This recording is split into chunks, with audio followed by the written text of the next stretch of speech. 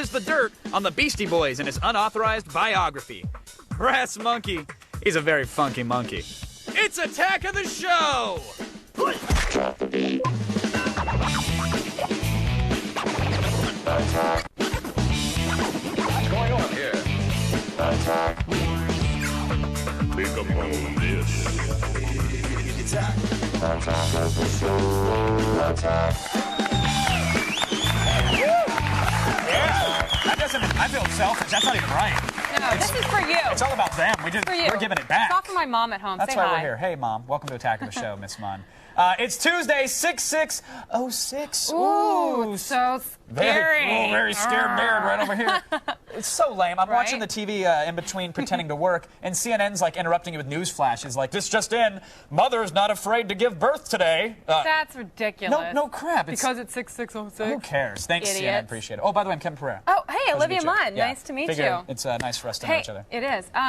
Have you seen the pictures of Paul McCartney's wife? I have that. They're all over. No, What? That's not those. The ones that were in the London tabloid The Sun. Yeah, the porn ones is what you mean. Too explicit to really show on this thing, but you can check them out. Just go online. It's thesun.co.uk. Yeah, she's pretty much naked, right? It's 80s German porn, essentially, with big hair and oil and leotards, and there's some Shiza stuff going on in a couple of the scenes. It's really hot, actually. Her lawyers put out a statement saying that it was something about that the photos were supposed to be used for a sex and relationship advice book. That they were. But, yeah. How come they are only being released now? She's been married for a long time to him. Do you think Paul is planning them for like a little revenge on little Miss Heather for the divorce? That would be great. They're probably in his nightstand all these years, beetle. and now he, unsticks them and gives them to the Sun and makes a couple bucks. Why not? Why not? Oh. A couple bucks, he needs it, right? Yeah, exactly. The guy's loaded. Coming up in the show, everybody, we're debating those damn obsolete gadgets and telling you when you should upgrade in the loop. Plus, we have all the goth punks and emo chicks you can handle when the Suicide Girls join us live. But before the world ends, here's Layla Cayley with your news headlines. Thanks, guys. Lots of great stuff today in the feed. Here's a sneak peek. Some big changes in store for the Xbox 360 dashboard. You gamers don't want to miss this. Another huge rumor coming from the people who bought us the iPod. I'll fill you in on the latest Apple news. And wait until you hear who director Uwe Boll is blaming for the Blood Rain movie disaster. It's all coming up later on in the feed. But first, back to you, Kevin and Olivia. Thanks, Layla. Now it's time to burn down the firewall and travel through the online inferno. We're going around the net.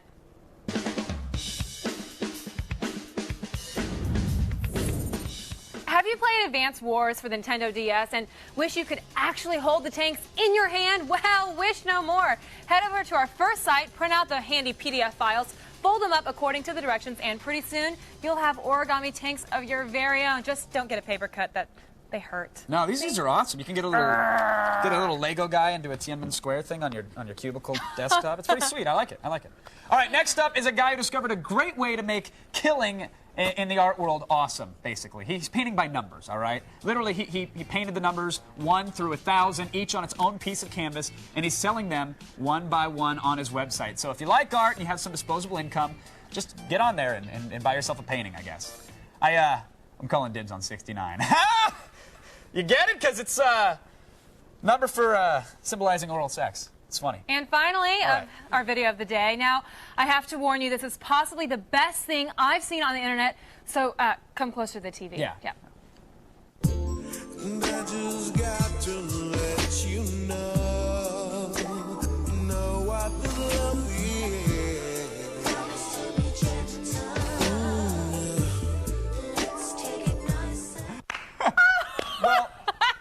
Well, they went my YouTube exclusive on our video. Damn. That is so nasty. That's hot. Can we do it? Let's do it. I mean, we do it twice. Let's do it again. Yeah. I like how he's taking it nice and slow. Oh my God. And she's ashamed to look at Wait, so that's why you threw up last night, Kev? No, I totally wasn't understanding No, that. it was an homage, really. It had nothing to do with that dress you were I was wearing. wondering why you... Oh, wow. It'd have been, oh yeah, and lick it up. That's the best part. He goes right for it again. All right, I'm a little sick to the stomach, so let's just end this thing before I do what the dog did again, all right? Be sure to visit attackoftheshow.com for all the links, and you can thank us later.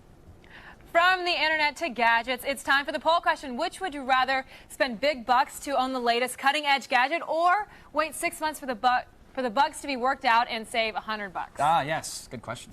Text your vote to G4TXT. That's 44898 to vote and register for AOTS Live News Alert. Yeah, I'm really interested to see what people are actually going to say about this one, because there's a point where, you know, how much of buying a gadget is for a utility purpose and how much does fashion factor into it? Because I'm not sure.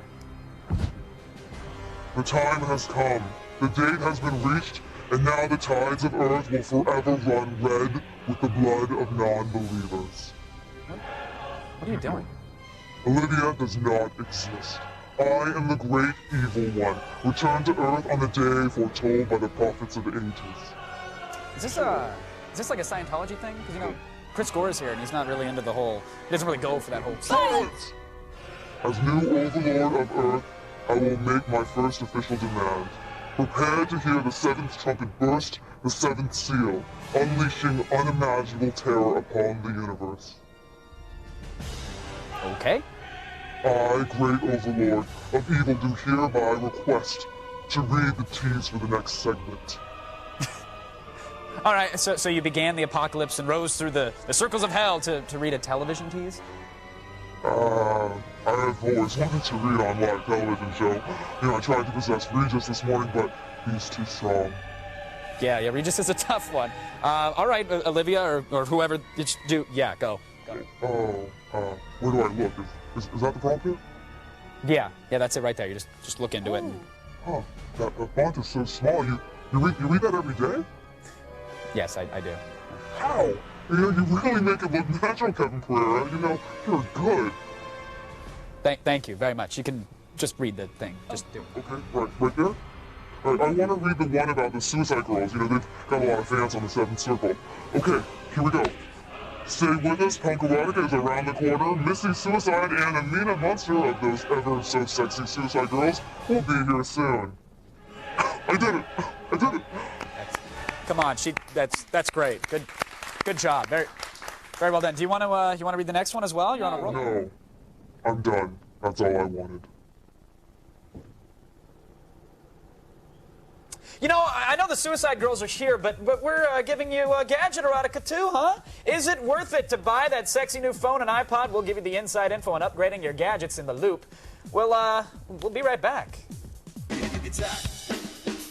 Attack of the show. Attack. Attack of the show. Attack. A new gadget seems to come out each and every week, but how often should you upgrade? Well, it's time to talk tech. We're giving you the experts, the insight, and some of the hottest debate around. Here it is, folks. It's The Loop.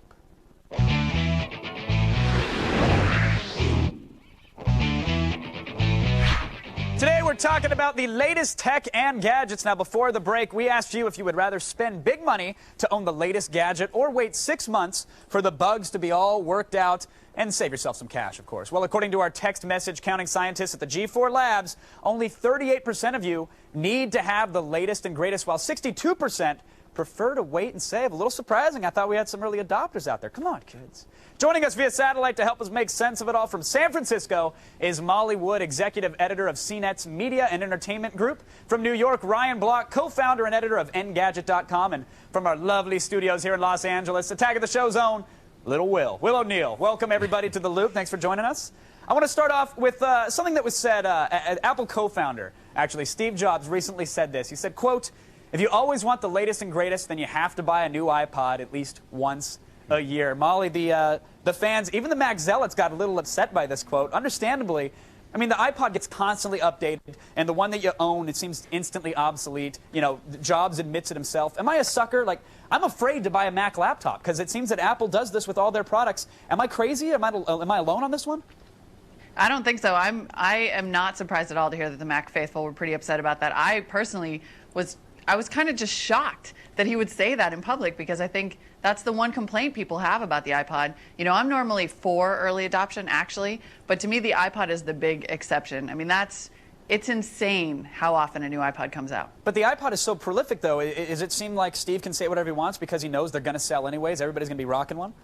Yeah, absolutely. And people are either going to stick with the old ones because, you know, the bugs have been worked out of the iPod. It's not like you have to worry that much about the all-new hardware. So people are either going to stick with the one they have or jump when Steve says jump. Yeah, and they'll ask how high, and they'll walk into their stores, and they're matching turtlenecks and jeans, and they'll purchase away. Ryan, what about phones? It's not just limited to Apple and iPods and laptops. I mean, it seems like the Motorola Q just came out. Everybody's canceling cell phone subscriptions to go get the latest and greatest cell phones. Are they suckers too? Are they going and shelling out too much money for one extra feature? I don't think so. But I mean, generally, I think the concept of obsolescence is obsolete in and of itself, because the way the gadgets progress, it's so gradual that these new phones come out and they're not revolutionary. There's not a lot of new features on there that really make it worth getting these new devices. Like the Q is basically your standard Windows smartphone. I mean, there's nothing on there except maybe EVDO and the thinness that makes it that desirable. Well, I think you touched on it right there. The thing is damn sexy, Ryan. Come on. That's clearly worth getting rid of my old Trio brick and upgrading. Do you think people are buying these phones just because they do look stylish? Well, yeah. I mean, I think that as consumer electronics become a larger part of people's attaché, what they carry with them every single day and how they identify themselves stylistically, these devices becoming sexier, and the Razr and the Sliver and the Q and these thin, svelte devices will continue to draw more customers. But I don't think that in and of itself is necessarily a reason to call another device obsolete. That's a good point there. Will, I want to toss it over to you, sir, because the Motorola Q, we're talking about this phone now. There's also the Trio 700W. I got to believe that most consumers out there don't know what these brand names are and what these numbers mean. How can they stay up to date with all this knowledge when it seems like every day there's a new phone out? Well, I guess people can go to sites like CNET.com as well and Engadget and things like that and see, previews of devices before they come out. Because a lot of us have been looking at these things since well before CES in January. So we've been looking at the Q, for instance, for nearly more than 6 months. So we've been playing with it. So we kind of have a pretty good idea of what it's going to be before it comes out. Now, do you believe, though, that everybody out there is going to actually spend the time to go and review these things? Or do you think a lot of people are going to walk into a store and say, okay, I've got $500-600 bucks. It's time to buy whatever the latest thing is or the most expensive thing, because clearly that's the best?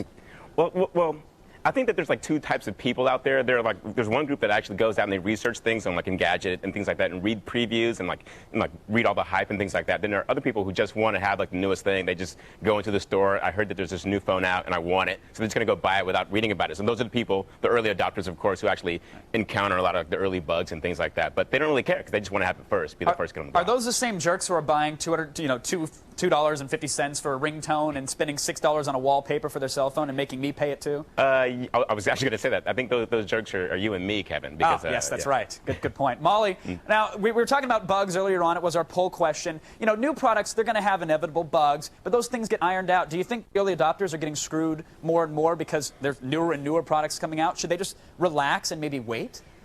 I think there's an argument to be made for waiting, but at the same time, I'll refer to my friend Ashley's rule of electronics. If you don't have it, you can't use it. So sometimes it's cool enough that it's worth suffering through a few bugs knowing that there's going to be a firmware update. I think the problem for most consumers now, though, is that, particularly in software, everything seems to be in beta.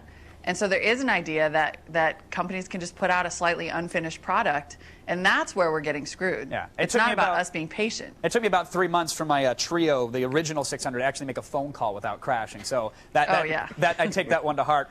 Ryan, the Xbox 360 came out. There were some power supply issues, some hardware issues. Some customers felt burned. Now we got the PS3 coming out later this year with a ton of technology in it. The Blu-ray, the cell chip, some backwards compatibility PS2 junk in there. Are people crazy to go and pick this thing off the shelf right away? Are they playing Russian roulette with their hardware?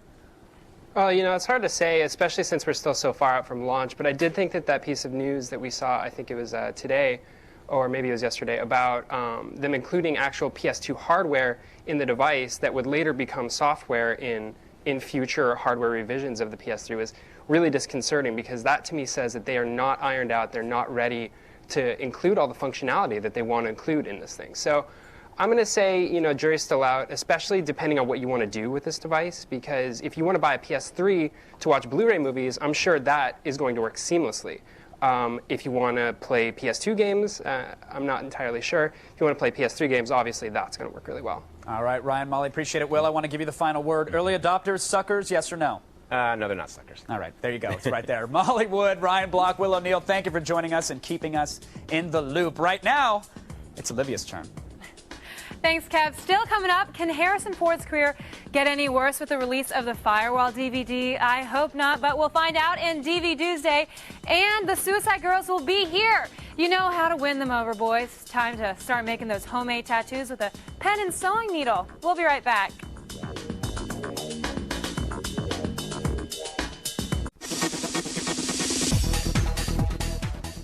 Suicide Girls is an online community of alternative types and scantily clad punk girls. With very humble beginnings, it quickly turned into a bit of an emo empire. And with me now is founder Missy Suicide and Amina Munster. Ladies, welcome to the show. Thank you. Thanks for coming on. Suicide Girls kind of blown up. I mean, that's putting it lightly. You started as this kind of this subculture, and now it seems like a very mainstream thing. It's a very household term, at least around my house. My mother's a huge fan. You guys are in music videos. You're doing the video casts now. You have the traveling burlesque show. What do you attribute to all the success?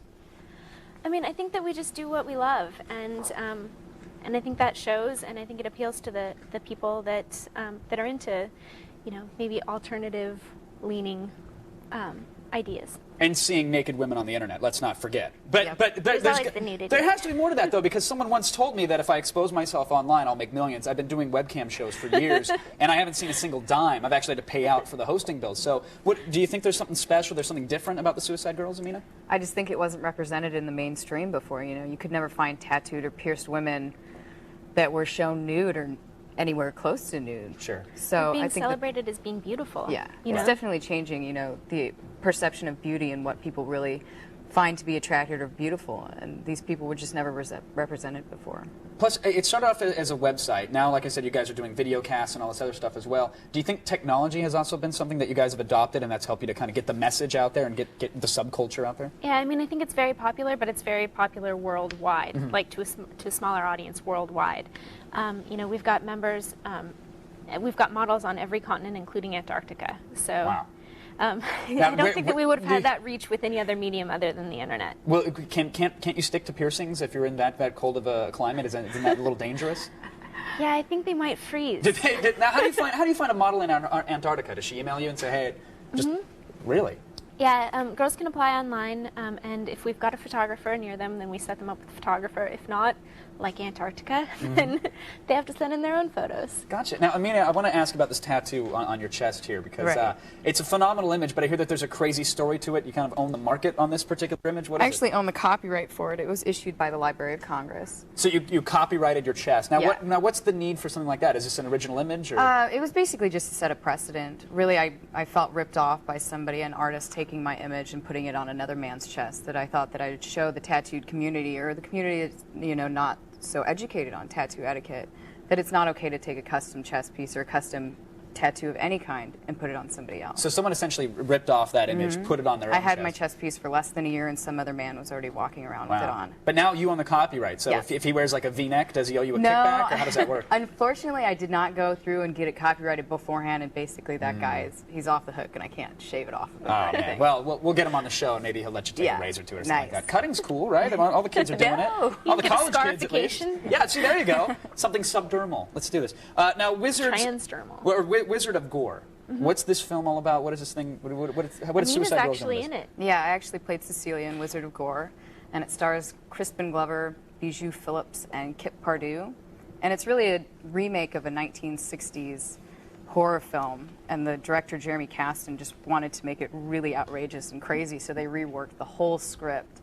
And Crispin Glover is just a creepy, creepy person in this movie. And I bet. yeah, I get decapitated by him, and I also get killed by Kip Pardue. And Finally. Yeah. I've been, I got to be honest, the site lost some of its appeal when I realized these weren't girls that had actually committed suicide. It just took some of the arousal out of it, which speaks volumes, I know. But did you ever, in your wildest dreams, imagine you would go from some images on a website to a worldwide net of women in DVDs and a burlesque show and just the domination that you guys have? No, I mean, I think when I started it, I thought it would maybe be popular in Portland and possibly Seattle. Right. You know, I had no idea that it would be so accepted worldwide, and that people would identify so strongly with it. I think that if I had known that in the beginning, it would have been overwhelming. But I think that as it's grown. Some baby steps, yeah, right? baby steps. And I get more and more used to it as it gets bigger and bigger. Well, I got to thank both of you for coming on and sharing it with us. Our viewers are obviously huge fans, and they're not alone. So thank you guys very much for coming Thanks. on. I think we're going to be on Icons. Yes, too. Icons this Saturday. In fact, for more information on the Suicide Girls, fire up your browser. I know they're already your homepage, you dirty little dogs. And don't forget to check out the Suicide Girls on Icons. Very important. This Saturday, the 10th at 7:30 Eastern. Check your local listings or just listen to what I just said and send it to you, though. Right now, though, we're heading over to Olivia. And still coming up in the show, Alan Light sits down with Zach. He's the author of The Skill to Pay the Bills, the story of the Beastie Boys.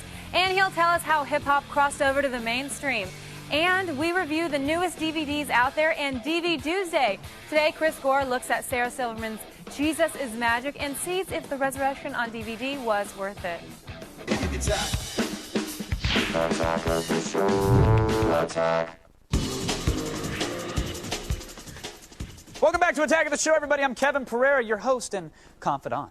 It's 6606, and in this half hour in DV Tuesday, we are appropriately reviewing the Underworld Evolution DVD. Plus, Beastie Boys author Alan Light will be here talking shop with Zachariah, and we're overloading your money-spending senses, and it came from eBay. Buckle up. We're going on one hell of a ride. But now, I heard a joke the other day, and it goes like this. I just want to share it. Three holy men, a priest, a rabbi, and the Incredible Hulk, they need to keep their exercise bikes above 20 miles per hour. Now, which holy man will come out on top? Bonsai has the answer. The speed soul struggle. This Father Joseph, he a Catholic priest. This Herschel Rema, he a Jewish rabbi. This Lou Ferrigno, he used to be the Incredible Hulk. Banzai have brought them together to do battle against each other for the ultimate prize. The soul of this small baby boy called Danny. The contest for this epic encounter is based on hit action film Speed. Instead of a bus, our soul contenders must keep their exercise bikes above 20 miles per hour for as long as possible. If the bike goes below 20, they are out. So, who will win the soul of little baby Danny? Will it be A, Father Joseph, B, Rabbi Herschel, or C, Lou Ferrigno? Which religious icon, and for this purpose, the Hulk will be a religious figure, has the quads to keep his bike over 20 miles per hour? You'll just have to tune in tonight to Bonsai at 12 midnight to find out. Of course, you can play along live online at g4tv.com and be recognized on our weekly leaderboard. It's back-to-back episodes of Bonsai every Tuesday night at midnight, all part of our Midnight Spank Block right chaw on the G4. But right now, here's the hot news in the feed. Thanks, guys. I'm Layla Kaylee, and it's time for the feed. Now 100% compatible with the South Beach diet. The Xbox 360 dashboard has had an extreme makeover, and there's tons of new features sure to keep you glued to your console. A new download manager lets you get up to 6 pieces of content at a time. The DVD player has better visual quality, there's a new shuffle setting for listening to music, and much, much more. Microsoft packed in so much good stuff, it almost makes you want to ditch your home entertainment center and just keep the Xbox. Japanese magazine Ultra One is reporting that the PlayStation 3 will also have the PlayStation 2 chips built right in. That means after shelling out $600, you'll still be able to play the games you already own. What a deal, eh? This sets Sony apart from Microsoft, who still refuses to make backwards compatibility a priority. There's rumors of a partnership between Apple and RIM, the makers of the BlackBerry. The two companies might team up to create a cell phone that lets you listen to music like an iPod and check your email wirelessly. This so-called Appleberry will mark Steve Jobs' first foray into the phone market, and I can't wait. The more these companies start combining gadgets, the less I have to carry in my purse. And what is sure to be the trial of the century, BloodRayne director Uwe Boll is suing Titanic actor Billy Zane. Apparently, Zane suggested that Uwe sell the distribution rights for his film to a production company called Roma. Uwe is upset because Roma didn't open BloodRayne in 2,000 theaters like they promised. Essentially, Uwe is suing Zane for giving him bad advice. At least these guys will be too busy in court to make more lousy movies. And finally, the feed's not afraid to take on science. So here goes. The 5-second rule is actually true. Researchers at the University of Illinois say that when you drop food on the floor, if you pick it up within 5 seconds, it's still safe to eat. Germs just can't get into food that fast. Of course, the 5-second rule only applies to tile and hardwood floors. Your germ-infested carpet is another story. Well, that's all for today. For even more news and info, be sure to point your browsers to g4tv.com. Now loosen your belt buckle and take some Pepto, because you've been fed. Back to you, Olivia. Thanks, Layla. Now, we know you love your DVDs, and right now, Chris Gore is here to review a few hand-picked DVDs on this week's DVD Day.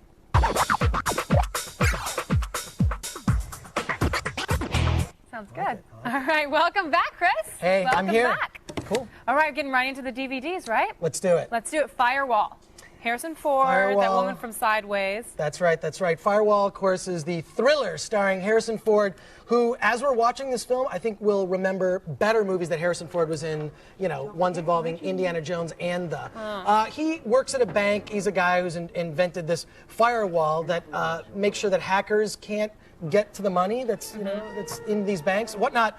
They take his family hostage, and the entire movie is him going to work, wired up with video cameras and whatnot so they can hear what he's doing, and his family being held hostage. So they're trying to, he has to break a system that he created to not break. Exactly, exactly. So that's the plot of the movie, and I gotta say, it's the least suspenseful suspense thriller, because there's really, you never get the sense that anyone's in any kind of peril. Yeah, I didn't see it because that's what I thought in the previews. Yeah. But so the movie's not so great, but are there any great specials? Well, the thing is this, there's not a lot of extras, there's no commentary, although there's two things that are interesting. One is a little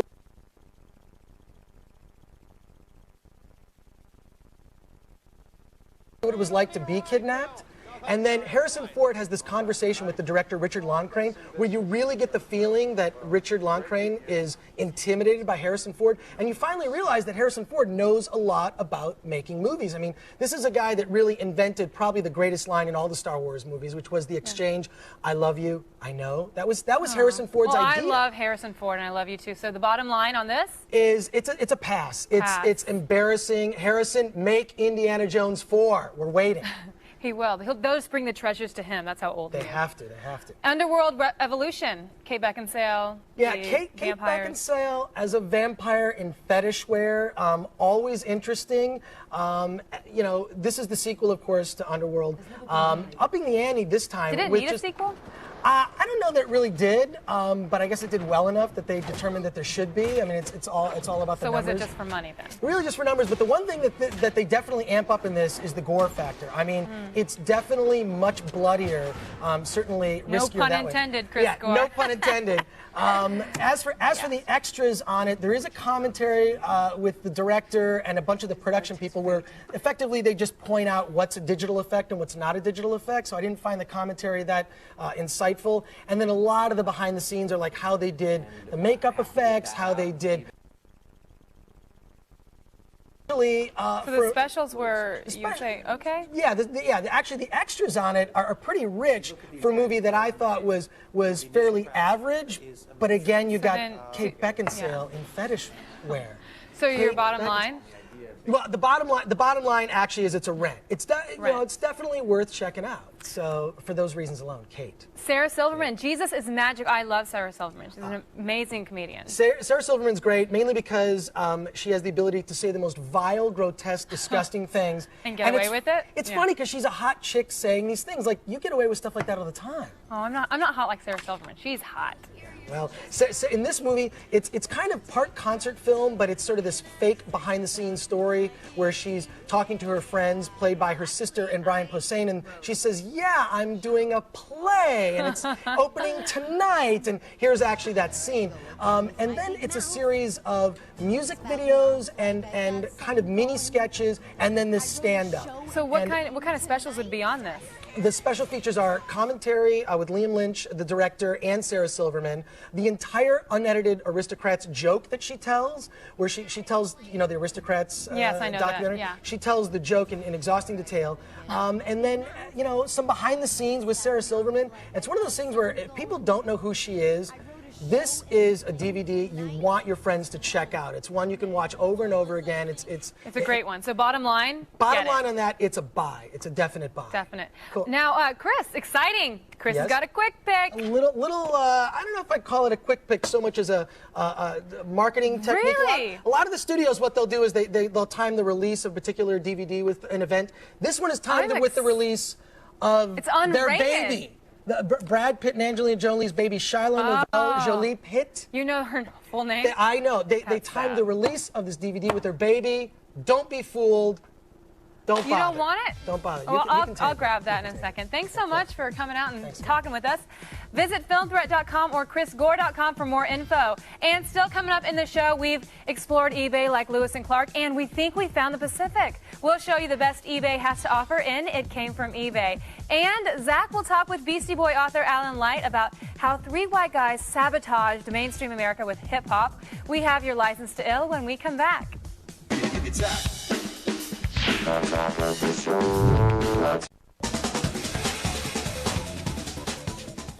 3 white Hebrews from New York City have risen to become one of the biggest names in music today. In the new book, The Skills to Pay the Bills, the Beastie Boys' rise to fame is told not only through their own words, but through the words of their friends and other big names in the music industry. Joining me now is the book's author, Alan Light. Welcome, Alan. How you Hi, doing, Zach. man? Good. Good to be here. Pleasure, man. Now, let me ask you a question. In the book, Bono says the Beastie Boys are one of his favorite bands of all time. John Lennon's son, Sean, compares the record Check Your Head to Sgt. Pepper's Lonely Hearts Club Band.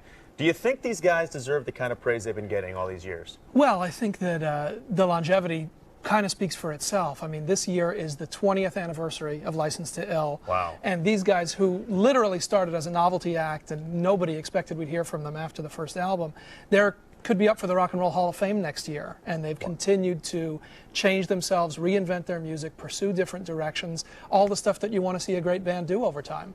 Absolutely. You mentioned they started out as a novelty act. Obviously, they even have mentioned in their liner notes and on stage that songs like Fight for Your Right to Party were sort of made as a response to tunes like, Come on, feel the noise. You know, that broke them, though. Where would they be without that song? Well, I think they'd be in a very different place. You know, that the Beastie Boys really introduced hip-hop to white suburban America, really broke down a lot of walls for the music on MTV. And, you know, they've gone through such a complicated relationship with that period of their career and sort of denied that it happened and distanced themselves. And there's a line Adam Horovitz has at the end of the book that I like a lot. He's like, you know, just think if somebody had a camera on you all day long when you were 18, 19 years old and what kind of idiot you would look like. You didn't have that? I did not have that. I had that. Well, and look what's come of you. It was actually part of a That's parole right. thing. I can't talk about it on camera. You know, you did mention that they were part of bringing hip-hop to the mainstream. I know in my own experience, you know, it was pretty much them and the Beastie Boys. I mean, and Run DMC, Right. excuse me. So, you know, when DMC and the Beastie Boys came out, I was like, that's all that we were talking about on the playground. That's all we wanted to do. And guess what? We all became, you know, rappers at a young age.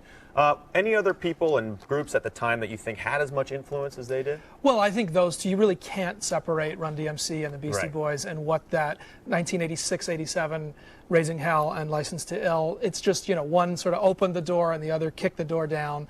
And there were a lot of things that followed from there, you know, the whole Def Jam label at the time. The Beastie Boys took Public Enemy out as their opening act Right. on the License to Ill tour, and a lot grew from that. But it's really the rise of those two groups together that changed the world. Speaking of opening acts, not many people know, Madonna, the Like a Virgin tour, the Beastie Boys opened up for her after she That's could right. not afford Run DMC. And they had a big inflatable phallic symbol on stage, which was very, they got booed a lot, I believe. Is that They right? set out, they said, you know, if we fell into this gig, which was totally an accident, Russell Simmons totally scammed them onto the Madonna tour. They said, let's just go out and make as much impact, good or bad, as we can. And in front of all those, you know, 12-year-old Madonna wannabes at the, you know, 1984, listening to Like a Virgin, I was there. they came on, you know, with their full act, had people throwing things, booing, Yeah. leaving, They're drinking and beers, felt like they're spitting on the crowd. It was great. Now, there's a lot of stuff that people might not know about the Beastie Boys. For instance, their first big paycheck before they got huge was actually from a lawsuit. Is that correct? It's correct. This is always one of those, how true is this story? But the Right. thing that they really lived off for a while was British Airways used at least what seemed to be a piece from Cookie Puss, from their 12-inch before they got signed, and that they took some money off of settlement for that, and that got them up to up through the first album. Another lesser-known fact: Mike D was almost not a member of the band. Before they went in to do License to Ill, the others, Adam and Adam, were sort of thinking, is he cool enough to be in the phrase they used was he beastie down enough? Is to Mike stay in the D group? beastie down enough, man? And now look at him walking around Silver Lake, trying to Yoga, sell X-Large. Yoga, right. healthy. Adam Yauch's snowboarding. They got changed, kids. They're in their 40s. Their lives have changed, and again, they're in or knocking on their 40s. Right. And still, the new albums come out, go straight to #1. They can fill arenas. People ask, are they still relevant? I think any band would settle for the kind of relevance that these guys have now, especially after 20 years. Well, let me ask you this question. This is another thing a lot of people don't know. Their first album, License to Ill, was originally called "Don't Be a Faggot." This is a true story. Again, sort of true, sort of apocryphal, but the credit there really goes to Rick Rubin for coming up with the title. Right. No, he's the one who said, "Let's go." He was the one who was trying Let's to push shock 'em. as Right. shocking. He kind of wanted to position them like pro wrestlers. Rick Rubin's a big pro wrestling fan, and he's like, "That's what we want to go for." So whatever for maximum impact, That's he was what the we're one doing. pushing for Do that. you think title. the Beasties are going to be around as long as the Stones? Are we going to see these guys breaking hips on stage and falling out of trees Yeah, like it's Keith falling, Richards? falling out of coconut trees. U2, those kind of bands? Who would have believed they would be around this long? I mean, they still find ways to do interesting things. They have the concert movie out now. It's hard to believe It's they hard can to go believe for it. decades, but it's hard But to believe they could they're keep still going, standing. and that concert movie looks fantastic, shot by the fans, of course. I have to say, Alan, it's 50 cups of coffee, and it's on. That's my man, Alan Light. His book, The Skills to Pay the Bills, the story of the Beastie Boys, is in bookstores now. Go on out and get it. Now let's head on over to Olivia. Thanks, Zach. Now, staying with us, we're taking you inside eBay and showing you stuff you never thought existed. It came from eBay. Stay with us. It's starting to feel so good.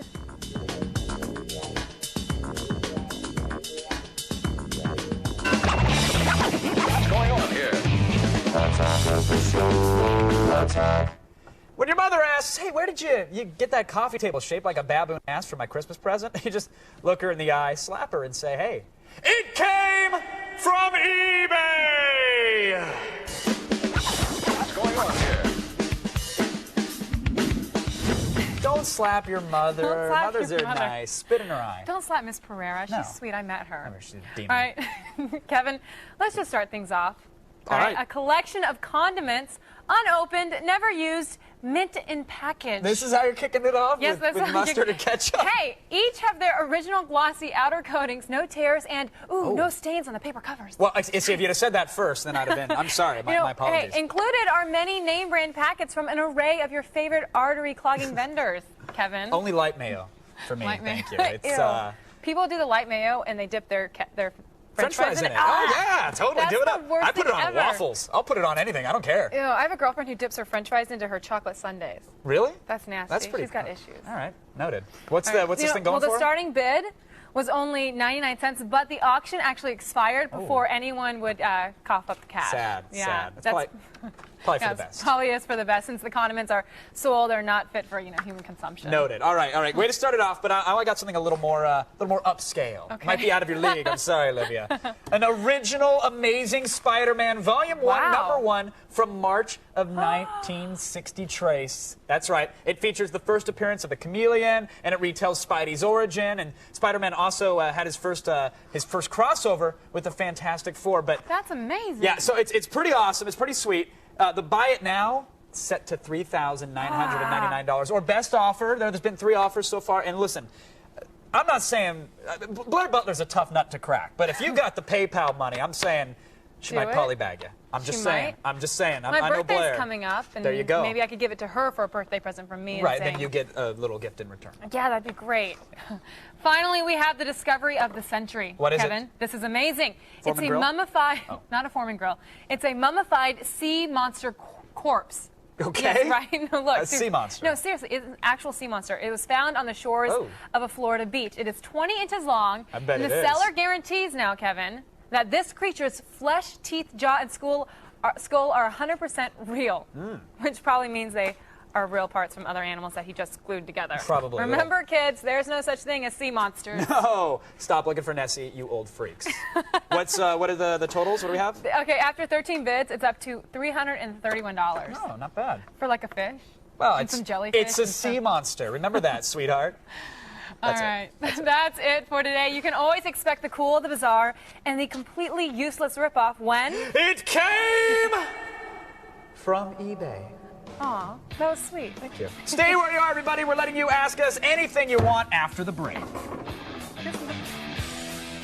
Computers on Attack of the Show provided by Intel. Game on. Power up. Take control with the Intel Pentium Processor Extreme Edition.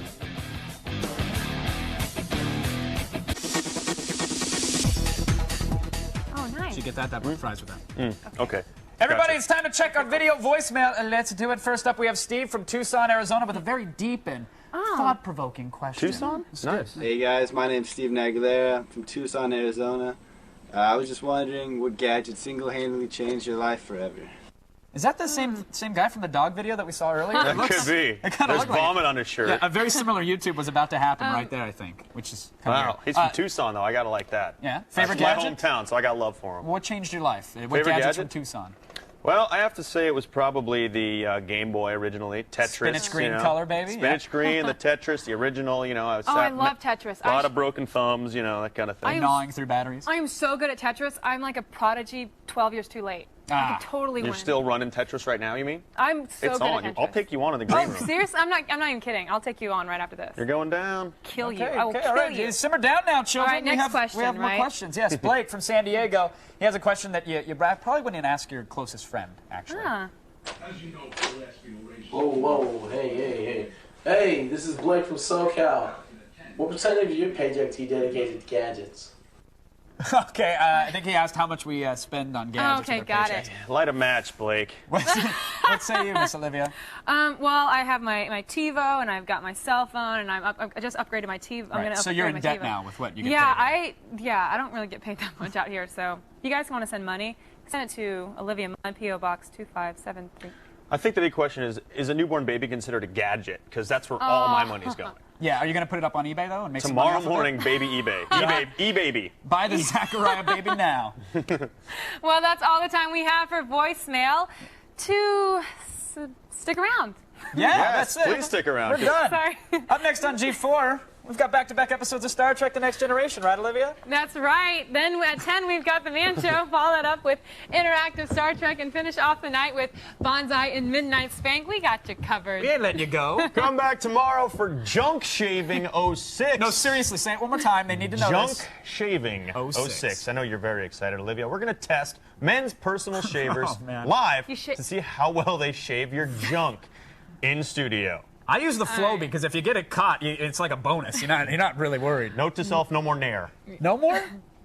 I don't know. No more. Can we see the dogs real quick, though? One more time. Can we just do the dogs? Let's just see the dogs. Where are my Yes, dogs at? There we are. Okay.